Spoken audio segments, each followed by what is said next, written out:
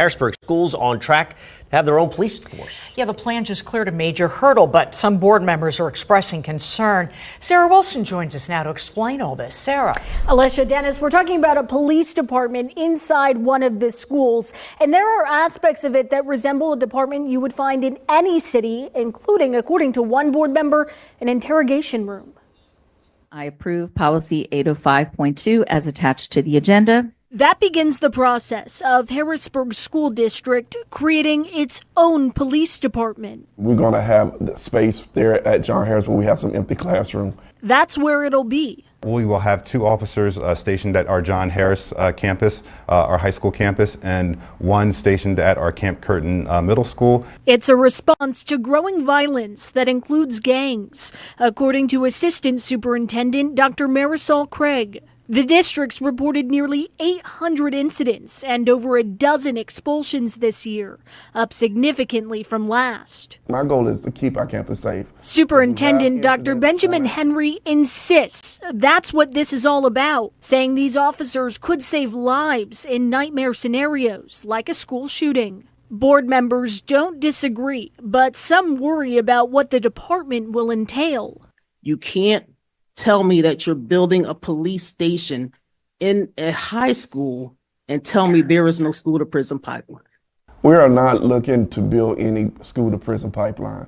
We are not having jail. I'm not looking to arrest kids. But they will have the power, if necessary, to place somebody under arrest? That's if they break law. But other aspects of the police department will likely resemble just that. There is, I believe, a room in which it doesn't resemble exactly a jail cell or look like a jail cell, but there is an interrogation room, yes. So Dr. Henry, who you just heard from, was very adamant officers are not there to be what he calls a heavy hand, and he says it is still the school that will handle discipline with students if necessary. Dennis. Thank you very much, Sarah.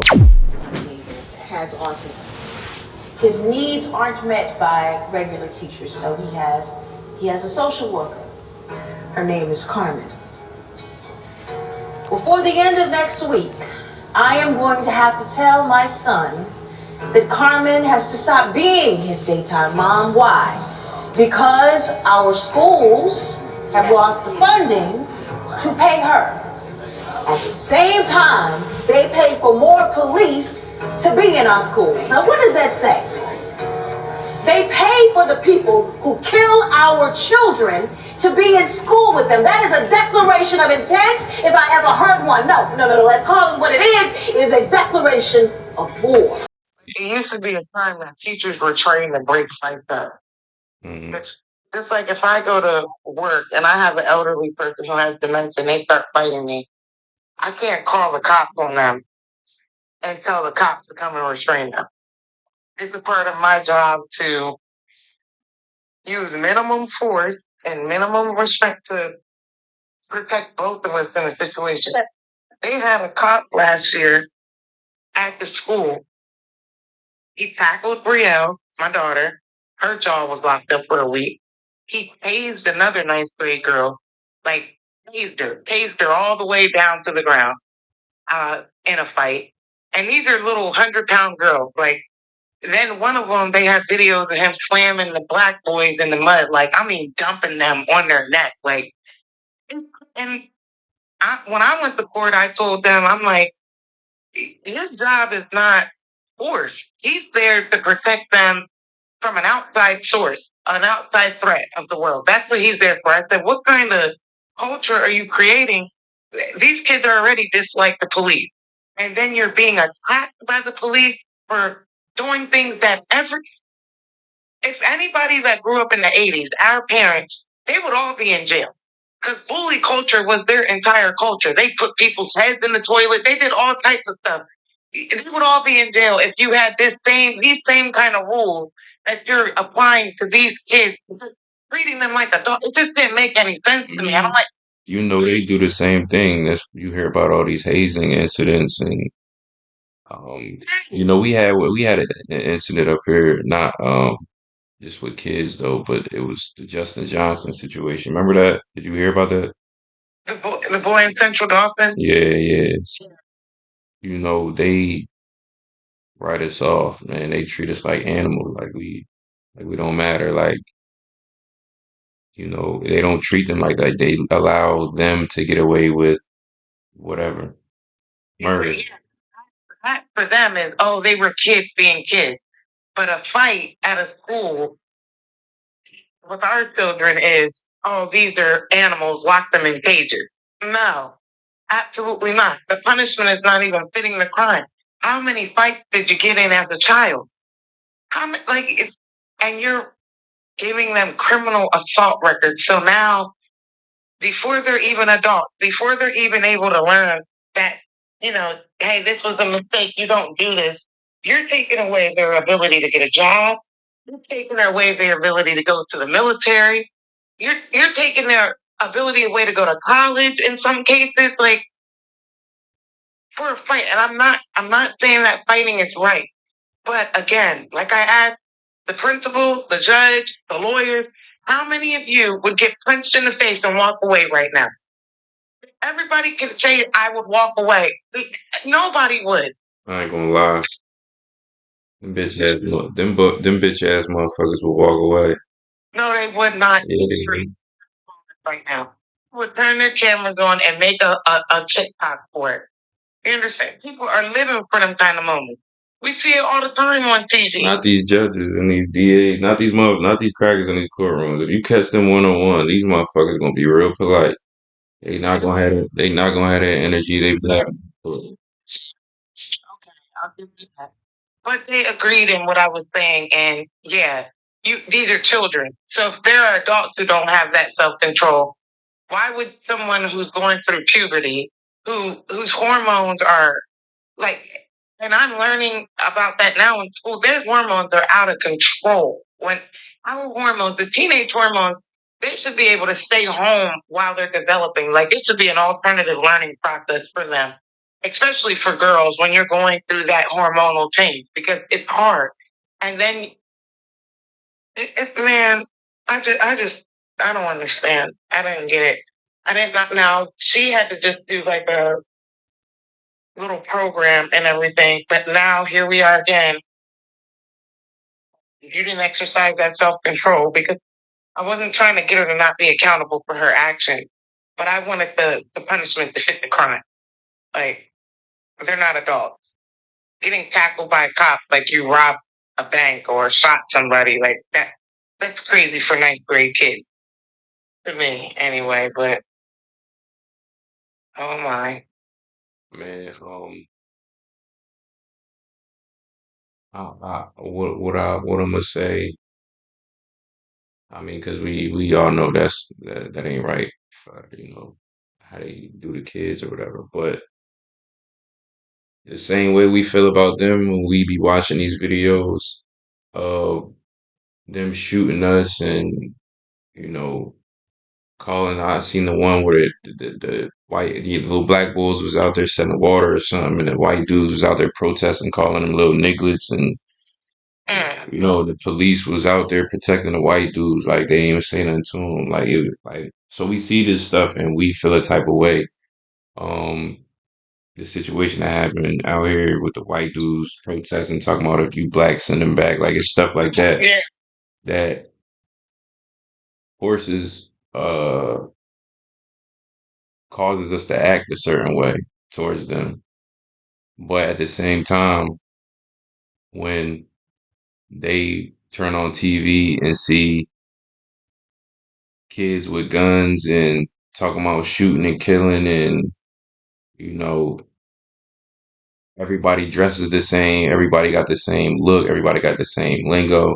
And then like we was talking about in the beginning, like something may happen and we don't know when to quit. We just keep going. So when they do encounter us, the stuff that they do is justified to them because of what they see and what they promote to each other. Like they indoctrinate each other with the same type of videos that we sit around and watch.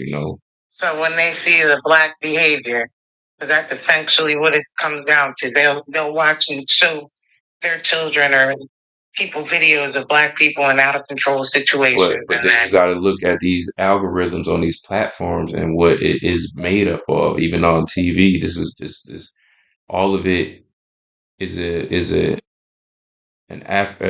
affirms and reaffirms a certain idea because it's all over on social media for everybody to see. Even in them type of neighborhoods, it's all on TikTok. The fights, the disrespect, the pop the balloon, the the the drill, the Chicago, you know what I'm saying? Like everything is right there for everybody to see. So it's not like you can hide it. Like this country has made a business off of painting our community to be this way, and it's a show for everybody. Even the rest of the world.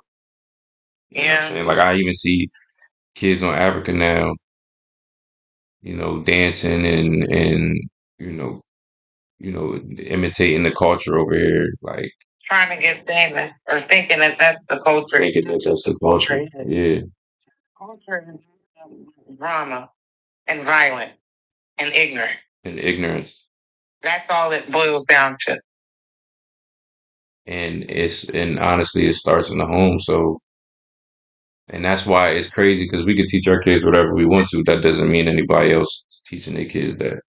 It's a rare breed or an outcast when they're older in a world that doesn't teach them the morals, because that's what upsets me so much about it, is because if things were going to get cutthroat, they could have gave us the heads up, They still raised us with the manners and morals that our grandparents and everything had. That's what our moms were trying to instill in us. And the world was transitioning into cutthroat then, even then. You know what I mean? Like, that's when things were getting different and we were just taught to play on this safe side. Our kids were raised and are born in the thinking that this stuff is normal and this kind of behavior is normal. We were taught that it wasn't. So even if we wanted to, we couldn't adapt to it. So if we teach our kids that that's just something else that's going to make them stand out.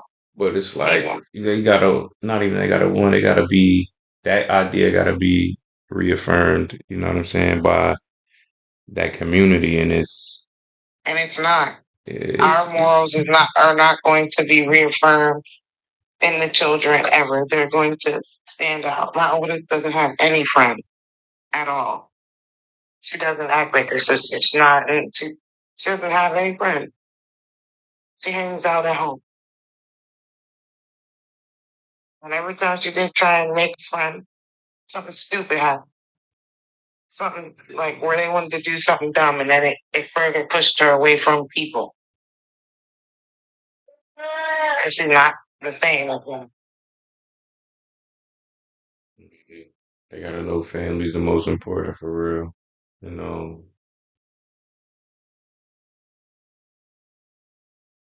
Some of them already know certain things. They aware them kids are smart spiritually and all of that.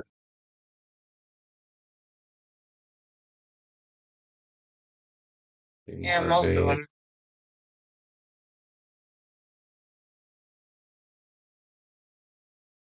Man, it's scary out here in this world, bro. Gotta protect your neck. You know what I'm saying? It's got I told her for this last situation, and this is why I said I feel guilty, because it's like, dang, is mine going back to school the reason why she's acting up and everything again? Because I'm not here as much. But then I'm like, I was home for 2 years straight, cooking, cleaning, everything. Well, everything was kind of focused on my health and stuff then, but I was still focused on them. So did I pick the wrong time to go back to school? Because now the behavior is acting up. And this is what I'm talking about. This is stuff that gets put on the weight of moms. This, like, she's getting that makes me feel like a bad parent. Her getting in trouble at school. But what else was I supposed to do? I didn't. I've talked. She's going to counseling.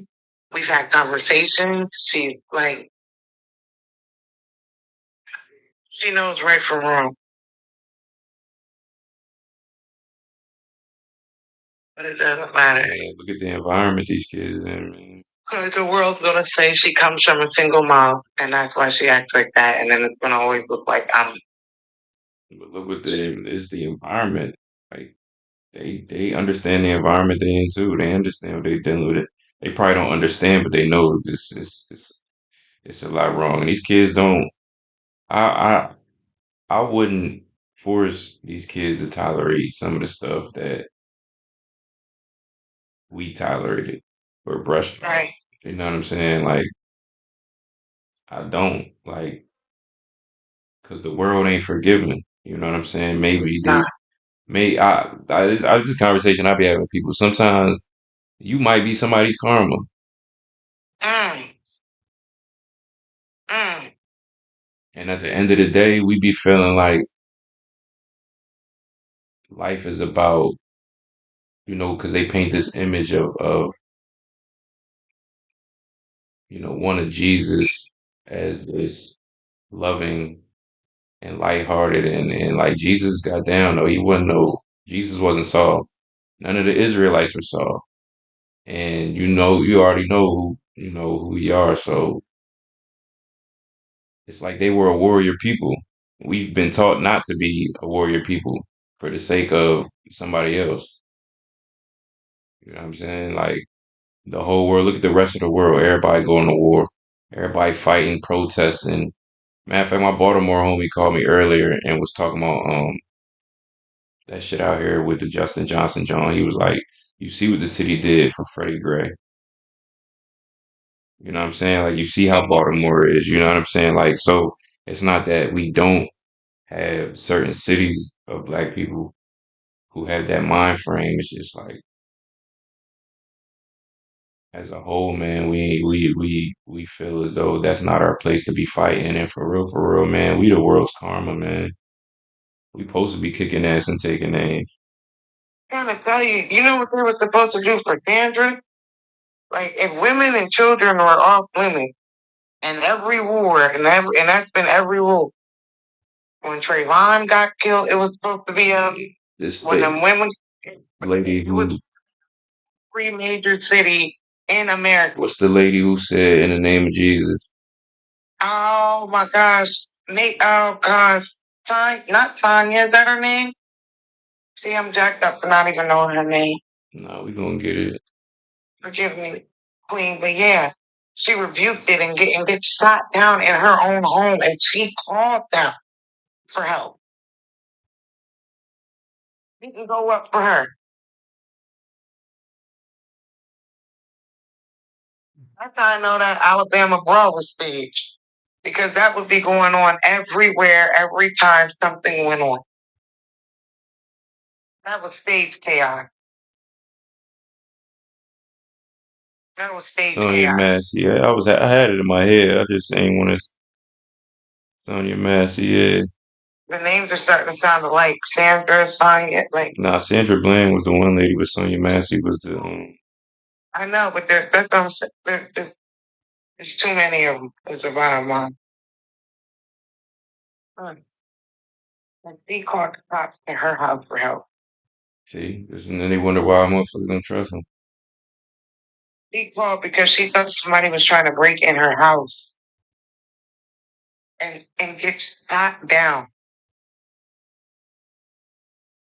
They came in her house aggressive. I'll open the door. I don't have to let you in. I called you because I said somebody was breaking in. Thought somebody was trying to break in.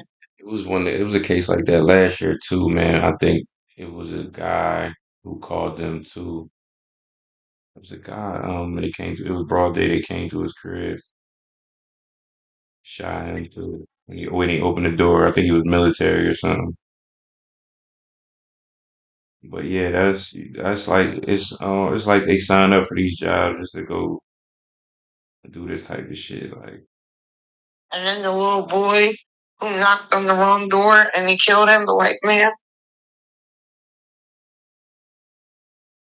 And I watched a documentary on the KKK. It was on Hulu.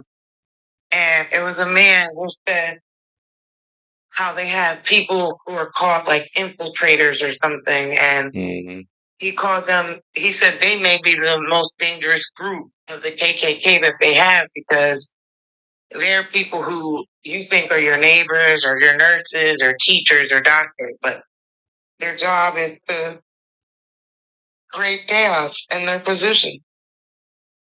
In their position.